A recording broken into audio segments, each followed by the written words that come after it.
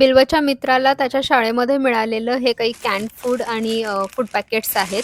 शाळेतून अशा प्रकारचे फूड पॅकेट्स मिळतात आणि आपल्याला सांगताही येतं, की हे आम्हाला नको आहेत. पण हा ऑप्शन माहिती असायच्या आधी ते मिळालेले आहेत. तर ते दान करायचे आहेत बाउंटिफुल बास्केट या संस्थेमध्ये, जिथं कमी उत्पन्न असणारे लोक अशा प्रकारचं अन्नपदार्थ इथून घेऊन जाऊ शकतात.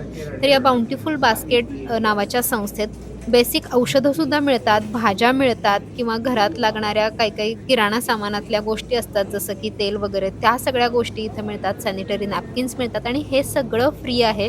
बरं इथून तुम्हाला कुठलाही अन्नपदार्थ घ्यायचा असेल, तर त्यासाठी कसलीही उत्पन्नाची अट नाहीये.